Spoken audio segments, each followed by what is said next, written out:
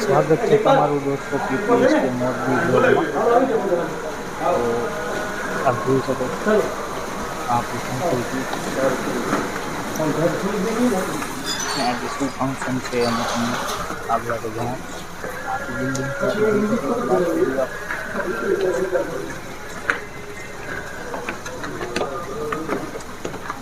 તો આગળ આપણે જઈશું જોઈ શકો છો બિલ્ડિંગ.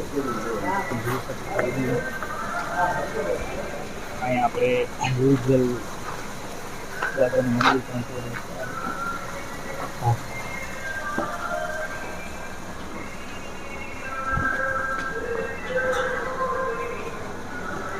અહીંયા આપ જોઈ શકો છો આ મંદિર છે દોસ્તો. સામે સિક્યુરિટી ઓફિસ છે. ચાલો હવે આપણે ઉપર જઈશું.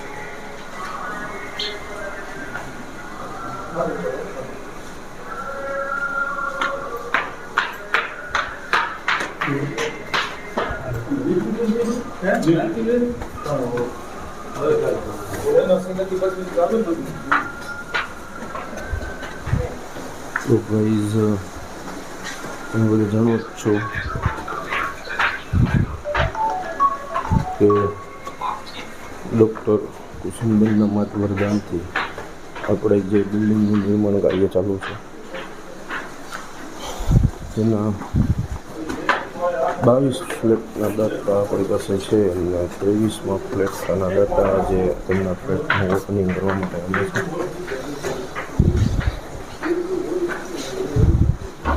તો ઓપનિંગ સેરેમનીના જે વ્યૂઝ છે આપણા સુધી પહોંચાડવાની કોશિશ કરીએ છીએ.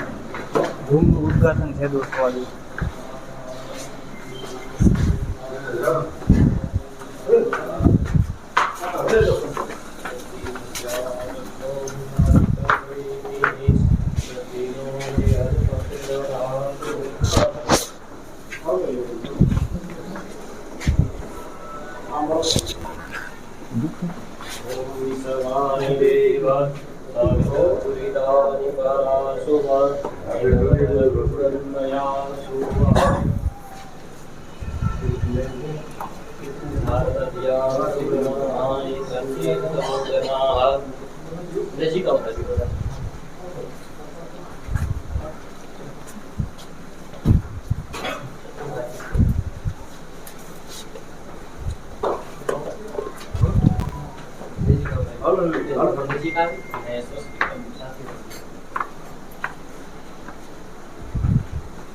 हरि ओम स्वस्तिस्तु या विनाशाक्ष्या पुण्यकल्याणवृद्धिरा विनायका प्रियानित्या तां च स्वस्तिर्ब्रवन्तु नः नारदधिया ऋषिगणाः एतन्ने च तपोधनाः ब्रवन्तु यजमानस्य आशीर्वादपरायणः भद्रं कर्णे भिः श्रेणुयामदेवा भद्रं पश्येतमाक्षभिर्यजतराः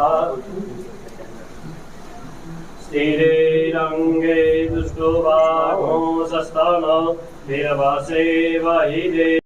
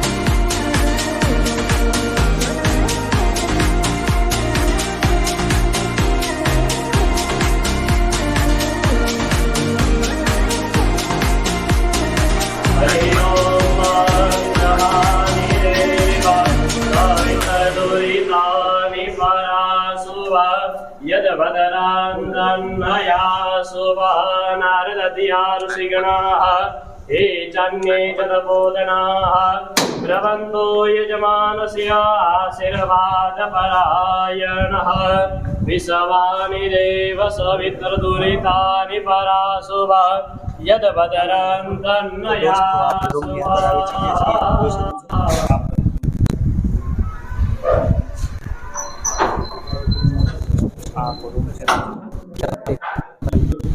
આ ઘરની અંદર એક દંપતી રહેશે, અંધ દંપતી, અને એ અંધ દંપતી આ ઘરમાં રહી અને પોતાનું જે જીવન છે એ ખૂબ સારી રીતે વ્યતીત કરી શકે, એને કોઈ પણ પ્રકારની તકલીફ ન પડે એવી રીતની વ્યવસ્થા આપણે આ ફ્લેટની અંદર કરેલી છે.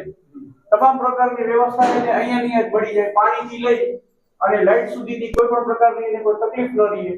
સંડાસ બાથરૂમ આપણે અહીંયા બારે ગેલેરીમાં આપ્યા છે, અલગથી ગેલેરી આપણે આપી છે, એમાં એને વાસણ કપડાનો આખો પેસેજ આપણે આપેલો છે. સાઈડમાં આપણે વોશ બેસન પણ મૂકેલું છે, ટોયલેટની બાજુમાં, જેથી કરીને પણ પ્રોબ્લેમ ન થાય. આપણે જે કિચન બનાવ્યું છે એ એવું મોટું બનાવ્યું છે કે એ રૂમ જેવું મોટું બનાવ્યું છે. એના પાછળનું કારણ શું છે? આપણે કે માનો કે એના ઘરે કોઈ બે દંપતી આવે તો પોતે બે પતિ પત્ની છે રસોડામાં સૂઈ જાય અને આવનાર મહેમાન છે એ આગળના રૂમમાં સૂઈ જાય, અને એકબીજાને કોઈને ડિસ્ટર્બ ન થાય એટલે આપણે બંને રૂમની અંદર દરવાજે રાખ્યા છે. ટોયલેટ બાથરૂમ બધાને સેપરેટ મળી જાય, અને વચ્ચે દરવાજો આપણે એટલા માટે જ રાખ્યો છે કે બધાની પ્રાઇવસી જળવાઈ, કોઈને કોઈ તકલીફ ન પડે. અંદર બહાર બે બાજુ માળી આપ્યા છે, સામે એક કબાટ આપ્યો છે આપણે, અને જ્યારે દીકરીના લગ્ન કરીએ છીએ ત્યારે એને આપણે સોયથી લઈ અને તમામ પ્રકારની ઘરની ઘરવકરી આપી છે. લગભગ ₹1.5 લાખ સુધીનો એને કરિયાવર આપી છે, જેમાં ફ્રીજ પણ આવી જાય, સેટી પલંગ પણ આવી જાય, અને તમામ ઘરની ચીજ વસ્તુઓ છે એ બધી આવી જાય. એટલે એનું ઘર છે એ આખું હેરું ભેરું થઈ જાય. એને જીવનમાં કોઈ પાસે કોઈ દિવસ હાથ લાંબો ન કરવો પડે, ઇવન પાણી ભરવા પણ એને નીચે ન જવું પડે, એવી આપણે અહીંયા વ્યવસ્થા એને આપવાના છીએ. અને આ જે કાંઈ છે એ બધું તમારા બધા દાતાઓના આશીર્વાદથી છે. તમે બધા જ્યારે આટલો પ્રેમ આપો છો ત્યારે આ બધું શક્ય છે. આજે જે પરિવાર અહીંયા રહેવા આવશે એ દિવ્ય આત્મા માટે ખૂબ પ્રાર્થના કરશે, અને એની આત્મા પણ આજે જે હશે ત્યાંથી અંતરના આશીષ એ આ પરિવાર ઉપર વરસાવતા હશે. કારણ કે એક એવું ઉત્તમ કાર્ય થયું છે કે આજે નોર્મલ વ્યક્તિને પોતાનું ઘર બનાવવું હોય તો પણ વિચાર થાય છે કે કેમ બનાવે, એને ખૂબ તકલીફનો સામનો કરવો પડે છે. તો અંધ વ્યક્તિના તો વિચારમાં જ આ વસ્તુ ન આવે, એ કલ્પના જ નથી કરી શકતો કે વૈવાહિક જીવનમાં પોતે ગોઠવાય, એનું પોતાનું ઘર હોય. પણ સમાજની એક અમી દ્રષ્ટિથી આજે એક સરસ મજાનું જે કાર્ય થઈ રહ્યું છે એમાં મોરબીવાસીઓ ખૂબ ઉમદા હાથે દાન આપી અને જે આ સત્કાર્યમાં બધા ભાગીદાર બને છે, તે પુણ્યનું ભાતું બાંધે છે. લાખાભાઈને એવી કોઈ વ્યક્તિ નહીં હોય મોરબીમાં કે ઓળખતું નહીં હોય, એમના હાથથી જે સત્કાર્ય થાય છે. ભૂપતભાઈ સાથે અમારો પરિચય છે, ખૂબ પ્રેમાળ છે. હમણાં અમારે વચ્ચે બધી વાતચીત થઈ હતી ત્યારે પણ એમને ખૂબ અને ખૂબ સહકાર આપ્યો છે, અને આવનાર સમયમાં પણ એટલો સહકાર આપવાની વાત કરી છે. તો બધાનો હું દિલથી આભાર માનું છું. ખૂબ આભાર તમારા બધાનો. આપણે અહીંયાથી પછી બધા ઓલી સંસ્થાએ જશું, આપણે જૂની સંસ્થાએ, ત્યાં આપણે એક નાનકડા કાર્યક્રમનું આયોજન કર્યું છે. આપણે ત્યાં સરસ મજાનો એક કાર્યક્રમ ત્યાં આપણે સૌ માણીએ. તમે બધા જોવો, અહીંયા સેમ આપણે આવા 56 ઘર બનાવી છીએ અહીંયા. એમાંથી અત્યારે આપણી પાસે જમીન પ્લસ 4 માળ 100% રેડી છે. 5મો, 6ઠો ને 7મો માળ આપણો બધું અધૂરું છે. 5મા માળ ઉપર ખાલી પ્લાસ્ટર થયું છે, 6ઠો 7મો બધું બાકી છે આપણું. અને આપણી પાસે અત્યારે જે હાલ ફ્લેટના દાતા છે 56 માંથી માત્ર 24 ફ્લેટના દાતા છે, એટલે કે આ 3 માં 23 ફ્લેટના દાતા જ આપણી પાસે છે. હજી બીજા બધા દાતાઓની જરૂર છે. બીજા બધા દાતા આવે આપણી પાસે તો જે આપણું અધૂરું કામ છે એ પણ જલ્દીથી પૂરું થઈ જાય. અને જે આપણો મોટો પ્રશ્ન હતો અહીંયા પાણીના નિકાલનો, એ પણ અત્યારે હાલ અમારા જે નિમિષભાઈ પંડિત પ્રમુખ છે એમની ખૂબ મહેનત હતી. એમને અમે બધા એમના સંપર્કમાં હતા, અને એમના માધ્યમથી આપણે અત્યારે પાણીની લાઈન, જે નિકાલની લાઈન છે, ભૂગર્ભ લાઈન, એનો બહુ એક વિકટ પ્રશ્ન હતો. એ આવતા 1.5-2 મહિનાની પૂરો થઈ જશે, અને જેવો પાણીનો પ્રશ્ન આપણો પૂરો થશે એ ભેગા આપણામાં દંપતીઓને પ્રસ્થાન રહેવા માટે કરાવશું. જો બધા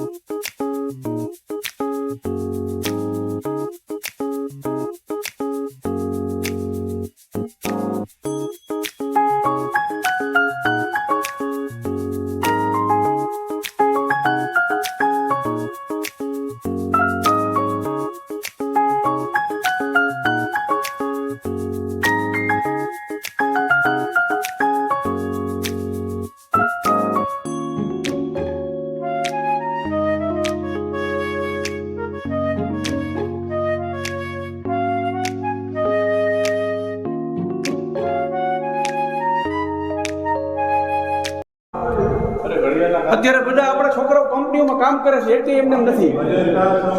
બધી અહીંયા અત્યારે વિવિધ 20 કંપનીઓમાં છોકરાઓ કામ કરે છે.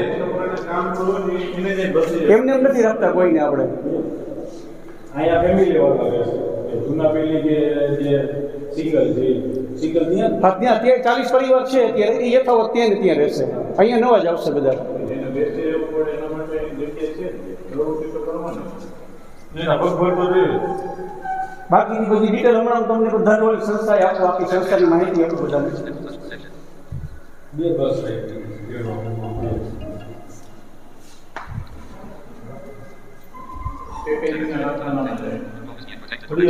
ઘડિયાળ છે, પેકેજિંગ છે, પછી જે સિરામિકના આપણે આ પ્લાસ્ટિકના વાલ ને બધું બનાવે ને સીટ કવર રોલેટના, એ બધી કંપનીઓ છે. વુડનની કંપનીઓ છે બધી, જે ઘડિયાળના કેબિનેટ ને બધું બનાવે છે. હા, એ બધી ઘણી કંપનીઓ છે. 170 ની સંખ્યા તો છે જ. બધા આવક એવી આપણે જગ્યાની વ્યવસ્થા નથી ત્યાં સુધી આપણે એમ કે નો લઈ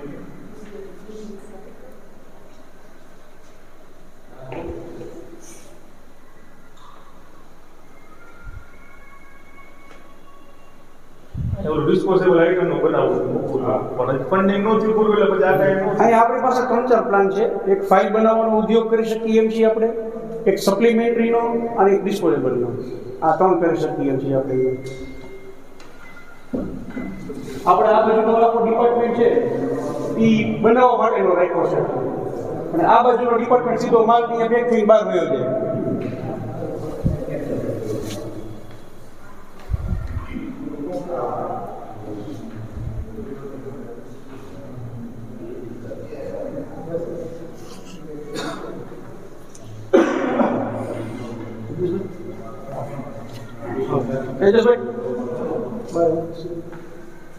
સર દીધું તો તમારે એક જ બેથી બોલાવી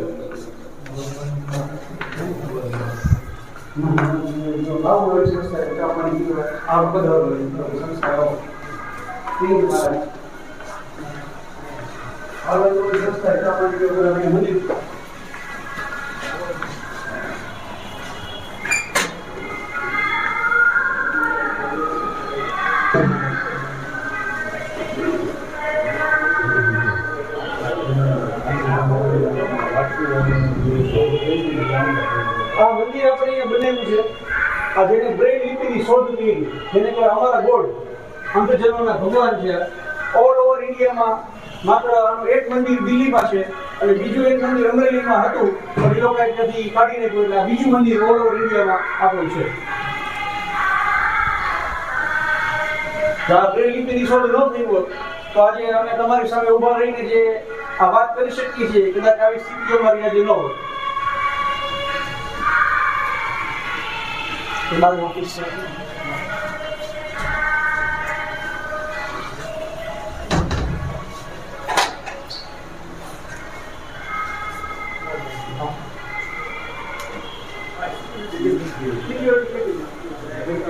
ભવિષ્યમાં પાછળ આપણે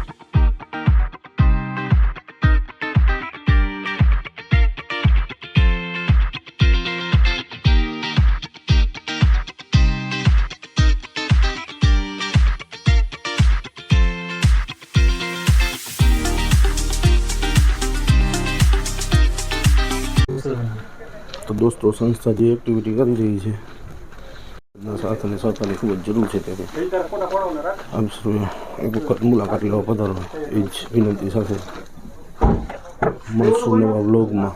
ત્યાં સુધી રજા આપશો. આભાર, ધન્યવાદ.